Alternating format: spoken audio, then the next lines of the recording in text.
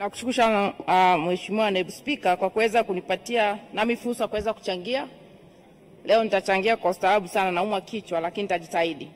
Kwanza kabisa nianze kwa kweli kwa kumpongeza Mama Samia kwa jinsi ambavyo ameonyesha hata kwenye wizara hii muhimu sana. Huko nyuma ilikuwa haitengui fedha hivyo, lakini tunaona trend ya kuweza kuboresha wizara hii muhimu sana ya mambo ya ndani, na mimi nimekuwa ni msemaji mzuri sana. Kwa nafuatilia kila item ambayo inaongezwa au kuboreshwa zaidi. Lakini pia niwapongeze mawaziri na watendaji wote wa wizara hii kwa sababu ya muda tunatambua umuhimu wenu sana katika taifa letu.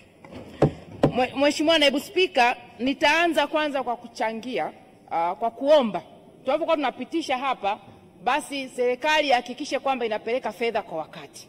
Na hata kamati imeainisha hapa kwamba kuna majeshi mengine ambayo yanacheleweshwa, hasa zimamoto na magereza. Tunaomba sana muweze kuhakikisha kwamba fedha zinaenda kwa wakati kutekeleza yale ambayo yamepangiwa. Mheshimiwa Naibu Spika, nianze na zimamoto kwa ujumla na baadaye nitaenda kule Tarime. Tumekuwa kwa kweli tunajua kazi yao kubwa sana. Tunajua nchi yetu imeendelea sasa hivi. Uwekezaji mkubwa wa majengo makubwa ambapo wanahitaji kuwa na ofisi na magari. Mmetaja hapa mmeleta magari, lakini bado naona kama hata kizi kwa kote. Kwa hiyo tuendelee kuwekeza kisha tuna magari ya kisasa ambapo tunapata majanga watu hao waweze kwenda kuokoa on time. Tofauti unakuta unapata majanga ya moto mpaka jengo linateketea lote bila kupata msaada wowote ule. Na nikijielekeza kule kwetu Tarime, jeshi la zimamoto wilaya Tarime yani jeshi la zimamoto ambalo liko base Tarime linahudumia Rorya na Tarime, lakini hawana ofisi kabisa. Mheshimiwa Waziri, pale walipo wamepewa tu ofisi ya muda na halmashauri ya wilaya na wameshapewa demand notes ya kuweza kuondoka mwezi wa 7. Kwa hiyo hawana ofisi. Wameshaita maombi mara kadhaa pamoja na mchoro. Wana eneo tayari kabisa na hati wanayo, eneo la square mita 798. Kwa hiyo naomba kabisa hao watu katika fedha ambazo mmezitenga, nimeona kwa mkoa wa Mara tunapata ofisi 2. Naomba Tarime iwe moja wapo, kizingatia inahudumia Rorya, lakini Tarime kwenyewe Sirari pamoja na kwenye Mwanga. Na sasa hivi tumewekeza kule, hata serikali imewekeza na sekta binafsi wamewekeza. Tuna jengo la kisasa la soko ambalo zaidi ya bilioni 9 mmejenga kule Tarime. Kuna mahoteli mengi ya kisasa. Kuna jengo la kanda maalum Tarime leo umetujengea zuri kabisa kule. Kwa hiyo tunahitaji gari la zimamoto la kisasa. Lilopo ni gari la lita 1000 tena ambalo limefanywa modification. Halina capacity kabisa. Halina fomu ya kuweza kuzima mafuta, moto wa mafuta. Halina fire hydrant. Tunaomba the modern one. Nimetangaza hapa. Na niombe katika yale magari 150 iende moja Tarime, lingine liende Rorya. Maana ni wilaya 2 ambazo zinahudumiwa na hao watu. Mheshimiwa Naibu Spika, nikienda sasa kwenye uhamiaji na nianze kwa taifa. Idara ya uhamiaji ni idara nyeti sana. Na hata mjadala leo hapa kwa kiwango kingine imetekwa na mambo haya ambao idara ya uhamiaji inahusika zaidi. Lakini hawana ofisi. Wana ofisi tu wamepanga hapa ya kitaifa. Hebu na wenyewe tuwajengee ofisi ambao ni nzuri kabisa, ambao kikaa kule atafanya vitu vyao na ataweka machinery zote zinazohusika. Lakini hata kule Tarime tumeshaongea mara kadhaa hapa. Hawana jengo. Idara ya uhamiaji kule Tarime. Na unajua tuko mpakani.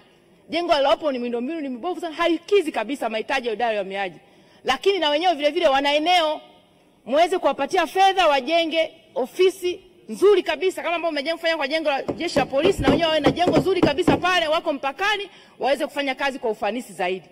Lakini pia na wenyewe wanahitaji gari. Gari nao ni moja na libovu alioperate kabisa. Kwa sasa hivi ni kama wako crippled kabisa kule Tarime. Na mnajua tuko mpakani. Tunaomba sana muweze kutusaidia tuweze kupata gari. Mheshimiwa Naibu Spika, niende sasa kwenye jeshi la magereza. Jeshi la magereza, na nashukuru sana hata hapa wamesema kamati. Miundombinu ya magereza nyingi ni chakavu sana. Sana, ni za zamani. Lakini hata hao watu nyumba zao wanazoishi hazina hadhi kabisa. Hao watu wanafanya kazi kubwa sana. Kule mnapeleka wafungwa pamoja na maabusu wenye kaliba tofauti, lakini wanakaa na hao watu 24/7. Basi hata wakitoka kazini wakirudi majumbani waweze kukaa kwenye sehemu ambazo wanakaa kwa starehe kabisa na familia zao.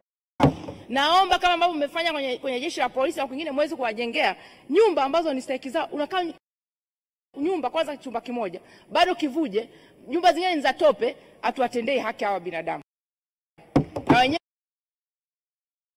wajihisi kwamba wapo kwenye jeshi hili, Wizara ya Mambo ya Ndani, waweze kutendewa kama vile wengine. Lakini Mheshimiwa Naibu Spika, tunayo magereza ambayo yanabeba wafungwa tu, ikiwemo ya Matongo ambayo nilitaja, na Njilinji kule Lindi, Ngalwa na kwingine. Magereza haya yapo kwa ajili ya uzalishaji, lakini unakuta yana wafungwa wachache, askari polisi, askari magereza wengi. Sasa nilikuwa na shauri mfanye tafiti ya kina, muweze kufunga baadhi ya magereza, yabaki chache tu ambayo yatatoa tija kwenye uzalishaji. Kwa mfano gereza la kule Matongo Simiu ni gereza ambalo linaweka zaidi ya 1200, lakini wanatumia eka 10 tu kulima. Matiku, muda wako umekwisha. Bado Mheshimiwa, dakika 5 tu. Mheshimiwa Matiku, hata jana Simba nataka muda ongezeke afunge goli 5. Naomba dakika 2. Naomba basi dakika 2 tu na jengo la taifa. Naomba Mheshimiwa. Sekunde 3. Dakika 2 tu. Sekunde 3. Nakushukuru sana Mheshimiwa Naibu Spika. Basi nimalizie kwa hiyo ambayo ni topic, current issues ya mambo ya cyberbullying kwa mama yetu, rais wetu wa Jamhuri ya Muungano wa Tanzania, ambao kwa kweli kama taifa hatuwezi tukaruhusu. Mheshimiwa Naibu Spika, mama alikuja na fora. Tunajua kabisa mimi ni mpinzani. Huko nyuma tulikuwa hatuwezi kufanya hata vikao vya kamati kuu ya chama ndani ya jengo. Tulikuwa hatuwezi kufanya hata mikutano ya hadhara. Lakini mama through fora yake watu wanafanya mikutano ya hadhara. Tanzania mtu unakuwa na freedom of express. Sisi sio mara ya kwanza, mimi nishaikuwa gerezani, sio mara ya kwanza kiongozi wa upinzani kupelekwa gerezani. Mheshimiwa Mbowe ameshakaa miezi 4 nikiwa naye tukatoka, baadaye akaja akapewa tena akaenda gerezani kwa miezi 8 kwa treason. Hatukuona haya mambo yakitokea. So at a time lazima tujiulize kama nchi kuna kitu behind the carpet, yani kwa nini sasa hivi? Kwa hiyo tusitumie hiyo opportunity ambayo mama ametoa na fora zake kuharibu taifa letu. Demokrasia ni gharama, lakini amani, usalama na ulinzi na utulivu wa nchi yetu ni gharama sana. Lazima tuangalie. Leo tuna hii amani, tunaweza kuona kama tuko vizuri. Tukafanya kila tunachofanya. Tukafanya any kind of bullying kwenye mitandao. Na mbaya zaidi tunasema Wakenya wanafanya, lakini Watanzania tunachukua tunasambaza kwenye mitandao. Na mamlaka husika za nchi mko wapi? Kuona kwamba okay, bullying inafanywa, cyberbullying inafanywa na hao watu wa nje tunasema. Lakini zinasambaza kwenye mitandao ya Kitanzania. Where are we? Kwani tunaruhusu hii? Ni udhalilishaji, na unaweza kaona kama ni udhalilishaji kwa sababu mama, yani rais wetu ni mwanamke. Nikafikiri kama angekuwa ni mwanamume, hizi cyberbullying ambazo zingeweza kufanyika. Lazima tukatae. Tukiendelea kujua kwamba sisi sote ni watoto wa mama Afrika Mashariki, mamlaka za nchi ya Tanzania na mamlaka za nchi jirani, ambapo sijaona nchi jirani mamlaka zake zikikondemu hili. Mshirikiane mambo ya ndani ya hapa, idara ya mawasiliano na kule Kenya, tuwakamate hawa jenzi wakuu. Lakini kuna klipu zingine ukisikiliza Mheshimiwa Naibu Spika, toneshi na Kiswahili ni Mtanzania. They are just hiding kwa ambao wanatokea Kenya. They are pretending wanamdhalilisha mama. Msitweze utu wa mtu. Sio tu kwa rais. Mimi ni activist wa haki za binadamu. Siwezi kuruhusu kumtweza hata mtoto wa darasa la kwanza. Leave alone the president ambaye ndo amebeba nembo ya taifa letu. Nakushukuru sana Mheshimiwa Naibu Spika.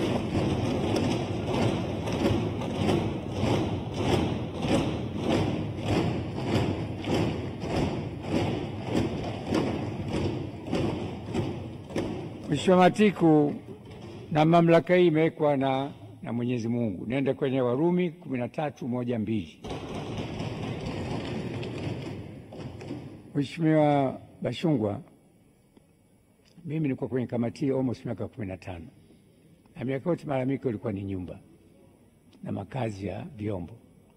National Housing wana project sasa hivi ya kuingia mkataba na mwekezaji kujenga nyumba almost 100,000. Sasa vyombo vya ulinzi, nendeni mkawai slot yenu. Usingoje wakuletee, mfate mkurugenzi, nasikia una mpango huu na sisi tuna shida hii. Sawa ndugu yangu? Haya. Mheshimiwa Tarimba.